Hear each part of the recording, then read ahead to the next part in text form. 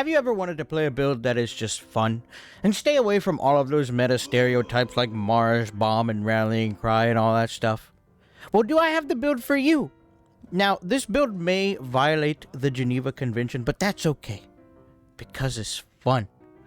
Welcome, gamers, to the greatest Bowsorc build of all time. I say it's the greatest Bowsorc build of all time, and if you think I am wrong, then watch this video, okay? Listen, I have a Discord now. Link is in the description, and also in the description are timestamps, so if you want to come back to the video at any point, you could do that as well, because timestamps, listen.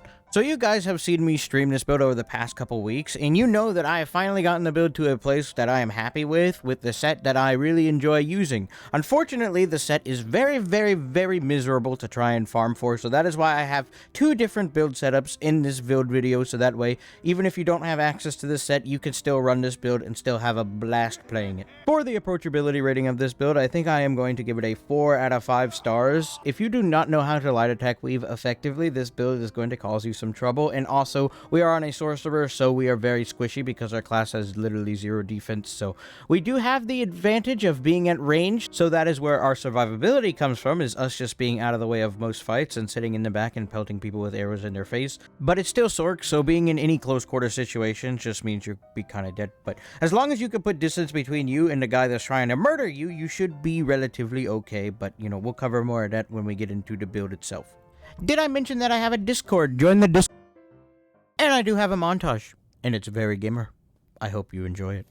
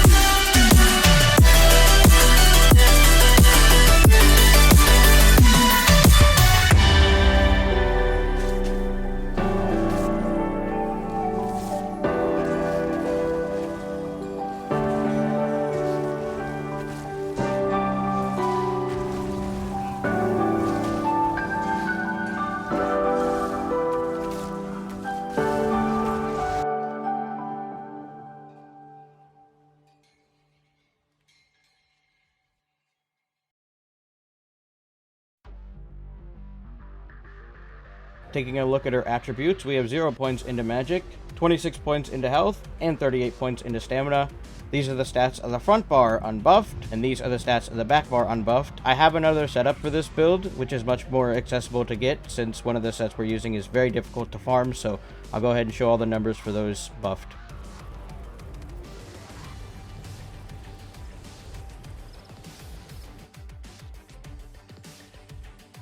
For our race, we are a cat. Obviously, cat would be my first choice for this build since we're pushing a lot of crit damage on this build. Orc and Dark Elf would work too as a secondary race, but honestly, cat would be the best choice. As a cat, we get access to Robustness, increasing all of our recoveries, Lunar Blessings, increasing all of our max stats, and Feline Ambush, increasing our critical damage and healing by 12%, and making us a hide and seek pro.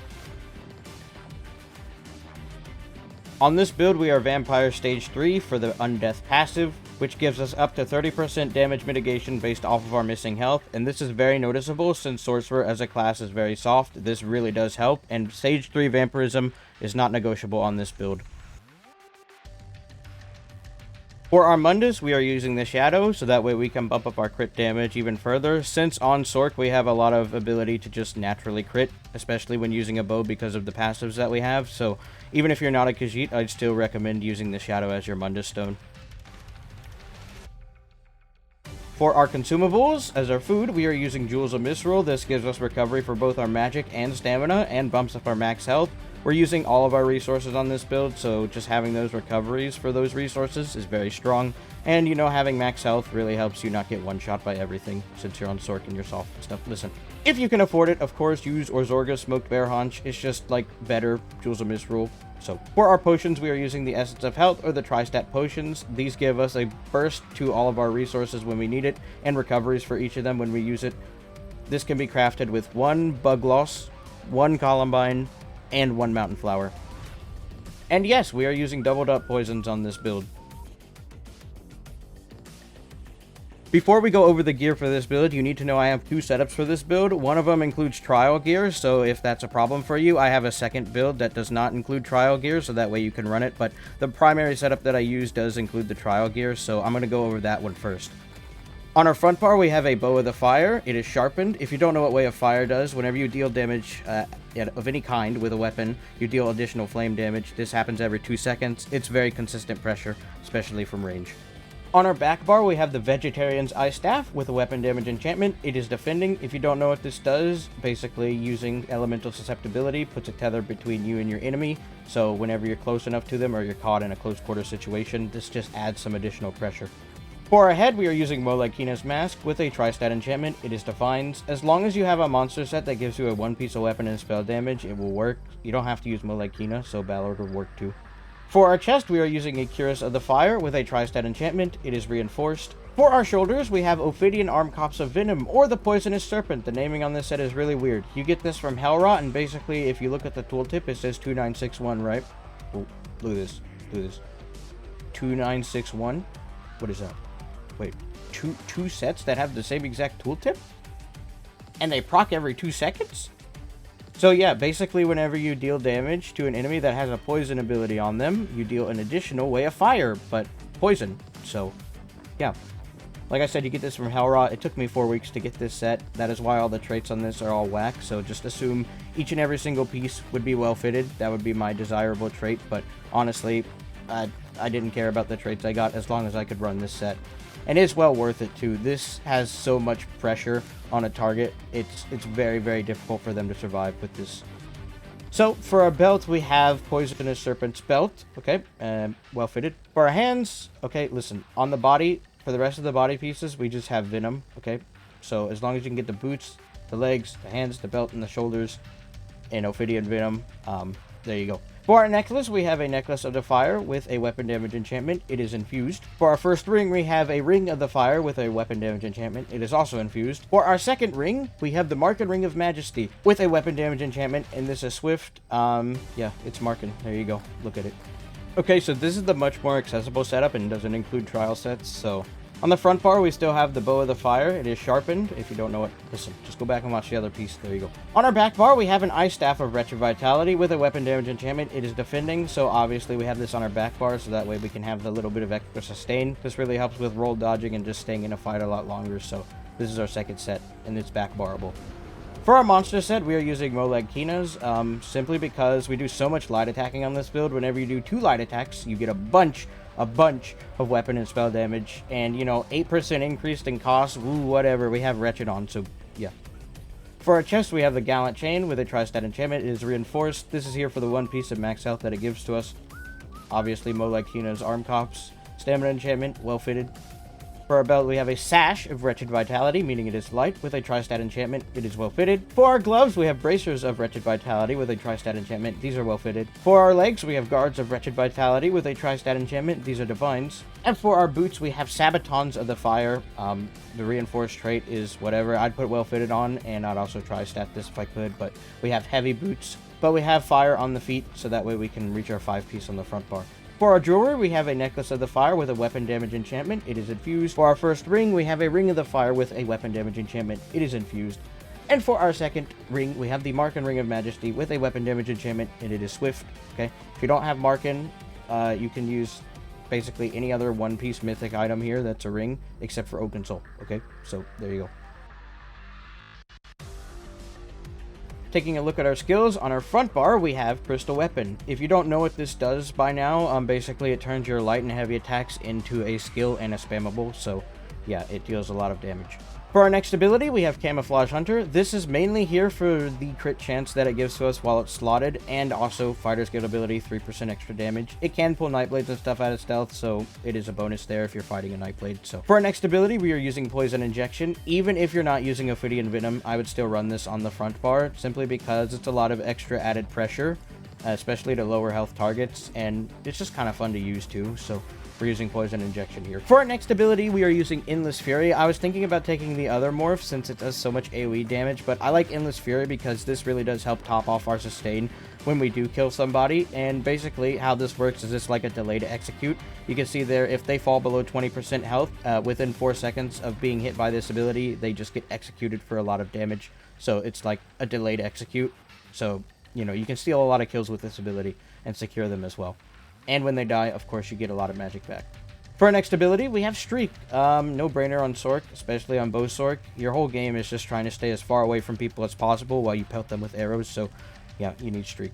For our ultimate, we are using Power Overload. This skill is insanely buggy, and I want to talk about all that stuff in the combat stuff section, but basically, yeah, we could just make our light attacks hit even harder with this ability, and that is why it's here. I wouldn't recommend anything else. This is just really, really good. It can be difficult to use, and it's going to take some getting used to, but yeah, this is our ultimate, and you should use it. On our back bar, we have Critical Surge. This is here for our weapon damage buff, and also whenever we deal critical damage, we heal every 1 second. So as long as we're going offensive, healing is coming in, basically, so really good. For our next ability, we have Dark Deal. This is our burst heal and a sustain skill. We convert our magic into health and stamina. And next patch, this is getting Minor Force and Minor Berserk, so that way we don't need to run Race Against Time anymore. Alright, so here we are on the PTS, and I just want to show you that Dark Deal in the next update is getting Minor Force and Minor Berserk, so that is why we don't need Race Against Time anymore, because the bow passive, Hasty Retreat, whenever we roll dodge, we get Major Expedition, and whenever we cast this, we get Minor Force for 10 seconds. So that basically just covers everything other than, you know, the snare immunity and stuff, which, I mean, you'll get anyways when you roll dodge. So, and yeah, very, very good skill. You need to run this on the build. For our next ability, we have Resolving Vigor. This is our heal over time, and while it's, well, I mean, after you cast it, you get Minor Resolve too. So, you know, more armor, more survivability, just very good in general, and, you know, this will keep you alive. For our next ability, we are using Elemental Susceptibility. This skill is insane. It costs nothing, applies breach to our target, and if we have the Vegetarian Staff on, it tethers us to our opponent, so we deal dot damage to them. And it's going to deal dot damage regardless, because every 7.5 seconds, it applies every single status effect to the target, so very strong. And what it doesn't tell you is that if you have an Ice Staff on and you use this, you can guarantee proc Brittle, which will increase the target's critical damage taken by 10%. I know that's not on the tooltip, but it happens, okay? So that's why we use an Ice Staff. Next, we have Hurricane. This is our armor buff, and I love this skill so very much. Basically, it gets bigger, and it does more damage to enemies that are nearby. And also, we run faster while this is active. And, I mean, well, it's Hurricane. Lovely, lovely skill. On our back bar, we have Overload yet again, because I'm not fighting this ultimate on just one bar because of how buggy the ultimate is. You either run this on both bars or you don't run it at all because of how buggy the ultimate is. So run Overload on both bars if you are intending to run this at all. And I would highly recommend that you do, because there's just nothing else that can come close to the amount of pressure that this can put out when it's active. And obviously, make sure you fill out all your passives. Okay, do that.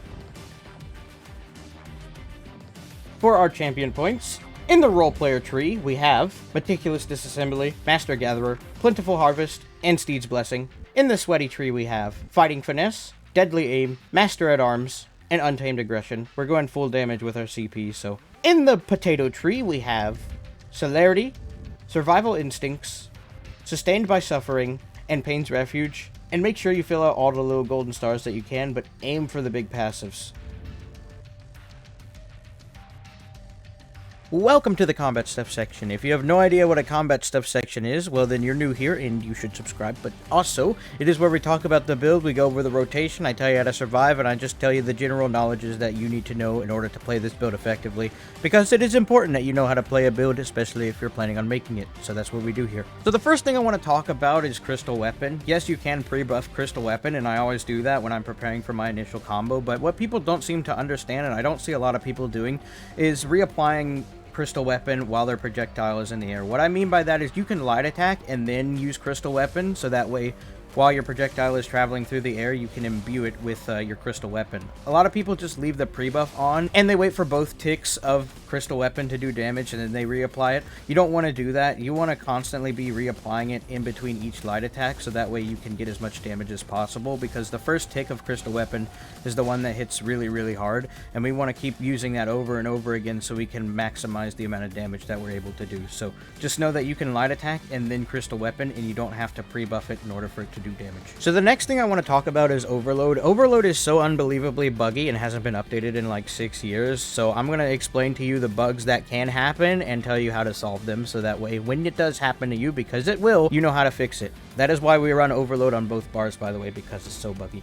The first bug that you have is called the Overload Snare bug. Basically, once you toggle Overload on and off a lot over the course of a long fight or just really rapidly in succession, eventually your character will be forced into walking speed and you won't be able to get rid of this. The only way to get rid of this is to literally get your character killed, so yeah, it is super annoying, especially when movement speed is your survivability tool on Sorcerer. So the next bug is when you deplete all of your ultimate with Overload. At some random points, I don't even know how it happens, sometimes you just won't be able to light attack. And the only way to fix this is to just wait it out, and you have to wait like 30 seconds for your light attacks to come back. It's really, really buggy, and I just don't understand why this happens. Another thing that can happen is if you toggle your Overload on and you're not able to overload at all for some reason, just toggle it off and then toggle it back on, and that should fix it. I don't know why this happens. Your light attacks constantly bug out on Overload, and your light attacks are the majority of your damage on a Bowsorc. And when you don't have access to the majority of your damage, well, that's obviously a big problem. So ZeniMax, can you please fix Overload, please? And I'm sure there's plenty of other bugs, but those are the main ones that I've run into and what I've had to do to solve them, so yeah. And while we're on the subject of talking about Overload, I want to mention that Overload is going to take a little bit of getting used to if you've never really used it before. You need to understand that you cannot medium weave Overload, and trying to do so, even if it's on accident, will force you into a heavy attack, which will make you walk, and you won't do any attacks, and it'll just be really weird. So yeah, you need to be a lot more absolute about your ability to light attack, especially when you're trying to weave Overload in between your skills. So it takes a while to get used to, though, so just be aware of that. And yeah, now let's talk about the rotation part. So, of course, obviously, when you're about to engage in combat, the first thing you're going to want to do is buff up. So what I normally do is I start with Crit Surge, and then I go into Hurricane. I do a Dark Deal just to get some resources ready and going. And then I Light Attack, Elemental Susceptibility. I switch to my front bar, Light Attack, Crystal Weapon, Light Attack, Poison Injection, Light Attack into Endless Fury, and that is basically the rotation. And if at any point you want to empower your light attacks, you just toggle on Overload, so that way, you know, you can make the pressure even bigger, okay, when it comes to your ability to do damage. So let's say that's not enough to just initially kill your target outright. What you're going to want to do is, while everything is ticking, right, so let's say you're in a duel or whatever, it's really as simple as just making sure that your Poison Injection is constantly up, and yep, you just light attack, Crystal Weapon, light attack, Crystal Weapon, light attack, Crystal crystal weapon, and that's your entire rotation until they get low enough to the point where you can use your Endless Fury, and then you can kill them. And just make sure all of your debuffs are up, so make sure Elemental Susceptibility is up, make sure Poison Injection is active, and if you really need a little bit of extra oomph to take down a target, don't be afraid to toggle on Overload. The ultimate comes back really, really fast, so yeah, it's not really a big deal. Basically, whenever you have ultimate to use, you used ultimate, okay? I do tend to let it charge up and get up to about like 300 ultimate before I go all in with it, but you can just toggle it on and off a lot more consecutively, but I'd say stay away from doing that because you don't want to get the snare bug now, do you? When it comes to survivability on Bowsorc, being as far away from your target is very, very important. You have the advantage of dealing range damage, so you want to make sure you use that to its fullest potential. So that means staying as far away from your opponent as you possibly can. There are going to be situations where you're forced into close quarters fights, and in order to deal with that, you need to have your vigor up, and you also need to be using a lot of roll dodges, and you need to use streak so you can break distance and put yourself further away from your target. But yeah, just do everything in your power to put yourself as far away from your opponent as possible, so that way you're out of reach of their attacks, and yeah. And then when it does come to, you know, ranged fights and stuff, roll dodging just over and over again is like the best way to just avoid damage in general, so yeah, do that. When it comes to this class's healing capabilities, it's fairly weak, apart from your active heals. So what I mean by that is your crit surge heal and crystal weapon with the passive. You don't have a lot of opportunity to heal, so the best thing that you can do if you really do need to heal, vigor, and then roll dodge cancel it, and then switch to your front bar so you can get your expedition. And if you are ever planning on using Dark Deal, there's a time and a place for that. If you're feeling really risky and you know your opponent is not going to bash you and interrupt you, you can go ahead and cast Dark Deal in their face. But a smart player will see that and they will interrupt you, and then you'll get Dark Deal bug, and then you will die because you just start floating all over the place, and yeah, it is very sad. As long as you're far away from your opponent and you constantly keep the pressure on them, you're not really going to have to worry too much about playing defensive, but there are going to be times where you are going to have to play defensive. So, like I said, in those moments, just roll dodge spam and put as much distance between you and your opponent as possible so they can't hurt you. People are going to try and bait you into melee fights, and just don't give in to that. You'll see people jumping around, just healing themselves, waiting for you to get close enough so that way they can deal damage to you. Don't run over to somebody and try and fight them if you can stay far away from them and just continue to pelt them with arrows, because that is when you are at your strongest. You're at your weakest when you are forced to play defensive. And yeah. And I want to emphasize roll dodging because it is very important on Sorc. Not only does it give you access to your expedition, but you could use it to cancel abilities, so you can hide things that you can hide projectiles basically, so people don't know that they need to dodge. Roll dodging on a Bowsorc is very important. And let's talk about sustain really quick. A lot of it is managed for you, especially if you have the Wretched set up. Dark Deal and Wretched will cover a lot of your sustain. If you're playing the build with Ophidian Venom, you need to be a little bit more cautious about how you use your resources. Don't roll dodge too much. Don't spam Dark Deal too often. Don't recast Crit Surge unless it actually needs to be recast, because you'll find yourself chugging a lot of potions just naturally without needing to watch those things. Just be very mindful of how often you're casting things, and watch your bars so that way you don't run out, because you die when you don't have resources. And Bowsorc, if you get caught and you can't move, and you're just dead, okay? You're just dead. This build is very rewarding and a lot of fun to master. I really enjoy playing Bowsorc right now. It just feels so good, and you have access to a lot of just damage, especially from range, which is the fun part, because like I said, the majority of your attacks are literally just you light attacking. So the fact that I can apply the burning and poison status effect on top of double dot poisons and having reliable direct damage procs from range with Way of Fire and Serpent's Venom means I can put out a lot of pain from a safe distance. And yeah, that is why this build is a blast to play. If you're not very good at light attack weaving, though, this build is going to be very difficult for you to pick up, and that's like the one stipulation I have for people trying to pick this build up and play it. If you're not very good at light attack weaving, this build is definitely going to be a lot harder for you to pick up and play. But yeah, that's about all you really need to know for Bowsorc, I think. The rest you'll figure out on your own, and yeah, just watch your overloads, because it will bug out, and you need to know how to use it properly, and, you know, fix situations that you don't want to be in. Okay? So, yeah. And yes, gamers, that is the greatest Bowsorc build of all time. If anyone, and any other content creator or person that makes videos runs Ophidian Venom on any of their future builds, they are copying me. That is how that works, okay? That is how you make Ophidian Venom mainstream. And if you are still here watching this video by this point, that means you like the video and you must subscribe. I do not make the rules. It is what it is.